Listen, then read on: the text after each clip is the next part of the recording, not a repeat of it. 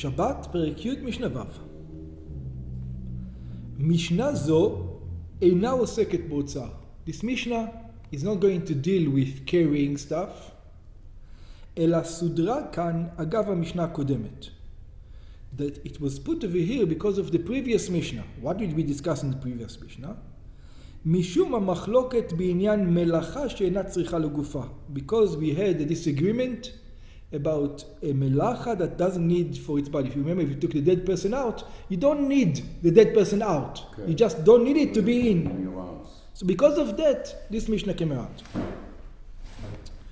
הנוטל ציפורניו בשבת. Somebody who is cutting his nails on Shabbat. How? זו בזו. He's not using an instrument. He's going like this. He's cutting it like this. One finger with the other. Yeah. שבציפורניו של יד אחד הוא קוצץ את ציפורניו של יד האחרת. With one hand, with one ציפורן, with one nail, he cuts the nail of the other hand. או בשיניו, or he does it with his mouth, with his teeth. או שנוגס אותם בשיניו, וכן שערו. And the same thing when it comes to his hair. התולש שיער ראשו בידו. Someone who cuts his hair with his hand. He takes out his hair. וכן שפמו, וכן זקנו, same thing with his mustache, same thing with his beard. התולש שפמו את זקנו בידיו ובשיניו. He does it with his hands or with his teeth. וכן הגודלת, also the גודלת, what's the גודלת? הקולעת שיער ראשה. A woman who makes a braid. עושה צמה. הקולעת שיער ראשה, וכן הכוחלת. And also the woman who puts makeup. Yeah, she puts makeup. עיניה בפוך בצבע עיניים. She puts makeup on herself. וכן הפוקסת. And also the woman who's פוקסת. What's פוקסת? העושה פסוקות בשערות ראשה. She makes a line, you know. היינו שביל החוצת התסרוקת לשניים. She makes a path, some hair on this side, some hair on the other side. ויש מפרשים פוקסת. Something פוקסת is the same thing as כוחלת. הנותנת צבע על פניה. Puts coloring on her face. So in all these cases, Rabbi Eliezer mechayev chatat. In all these cases that we said right now, Rabbi Eliezer says you have to bring a sin offering. Which is, by the way, it's strange. We're going to see soon why. Why? He says, שכל אלו תולדותיהן של אבות מלאכות הן. Because all these are the offsprings of an Av Melacha. What's the Av Melacha? הנוטל ציפורניו וכן שערו או שפמו או זקנו. The one who cuts his nails and also his hairs or his mustache or his beard. הרי זה תולדה של גוזז. It is an offspring of shearing. Take a sheep and cutting off the thing. והגודלת וכן הפוקסת. And also the one who makes a braid or one who makes a line in her hair. הרי זה תולדה של בונה. It is an offspring of building. She's building a braid. She's building whatever it is. והכוחלת, the one that puts makeup, זו תולדה של כותב. This is an offspring of writing. Yeah? ובגמרא מסיקים, the Gemara says, no, it's not כותב. שכוחלת אינה תולדה של כותב, אלא תולדה של צובע. It is not the offspring of כותב, but it is an offspring of צובע. But it doesn't matter, it's an offspring. עיין תוספות יוסטוב שתמה על הרמב"ם ועל הרמב"ם ברטנורה שלא פירשו למסקנת הגמרא.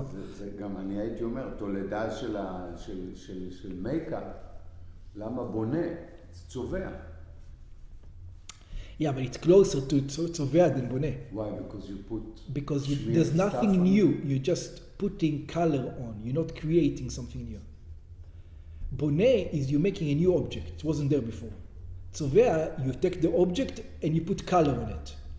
So she didn't change a face. Her face is the same. It's just colored now. Colored, so that's what I'm saying. It's not בונה. צובע. It's צובע, not בונה. אבל פה הוא אומר בונה. על מה? על העצמה. על המייקאפ. עצמה. לא. הפוקסת יש, on פוקסת we have two ביאורים. One of them says makeup, and the other one says a line in her hair. So it's only according to the one that says a line in her hair, that's boneh. According to the line in her hair, the line, it's only according to the one who says the line on her hair is boneh. According to the one who says the pokestet is a makeup, that's going to be tzovea or kotev. Depends on the thing. Okay. Yeah. That's here. וכן הפוקסת לפי הפירוש השני. And פוקסת, not that it is boneh. She's not making a line on her head. It's makeup, because the other explanation, זה תולדה של צובע. This is the תולדה of צובע.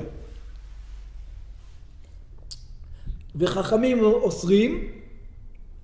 So according to Rabbi Eliezer says you are obligated from the Torah. Obligated from the Torah. In other words, you have to bring a sin offering if you did by mistake. She forgot it was Shabbos. She made a braid. She says, oh, it's Shabbos. She needs to go to the temple and bring a sin offering now. Okay? Chachamim osrim mishum shvut. Chachamim says, no, there's no sin offering. She's not allowed to do it, obviously, but there's no sin offering. Why? Why mishum shvut? כלומר שלדעת חכמים אין חיוב חטאת על מלאכות אלו. According to Chachamim, there's no obligation of sin offering on these types of job. שאינם תולדות. It says they're not offspring. It says, what do you mean they're not offsprings? They are offsprings. You can see that they're exactly the same. מאחר, it says the reason why it's not toled, it's not because it's not toled. If you did it with a brush, it's not in the right way. Oh, you did it with a shinui. Shinui. מאחר שנעשו שלא כדאי חוות המלאכות. It says, how do you shear?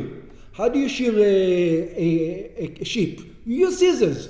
So if you cut your hairs with scissors, then you're obligated. Over here, you're doing it with a shinui. It's not the same way. So don't say you need to obligate it. שאין דרך גזיזה בכך. It says, this is not the way people shear. ואין דרך בניין בכך. And this is not the way people build. The building, according to Chachamim, it's a bit hard. I don't understand it so much. I'll tell you why. Why? Because a rope, you make exactly like you make the hair. When you make a tzama, when you make a braid, and you make a rope, that's the way you make it. Same way. I don't see the Chachamim when they're saying, why shouldn't she be obligated? It's exactly the same. They're not talking about the waving, they're talking about the pulling. The braiding. No, the braiding. I was thinking about plucking the hair out, not the braiding. Yeah, taking the hair out, I agree. According to Gozez. I agree with Chachamim, it's not gozez, it's bishinui. But braiding and making a rope, it's exactly the same way. No, I didn't understand that they did also about the braiding that they were talking about. Yeah, the braiding. Braiding is exactly like boni. I don't understand with Chachamim, but I don't know. Let's leave it. ואין דרך בניין בכך. He says it's not the way to build. וכדומה.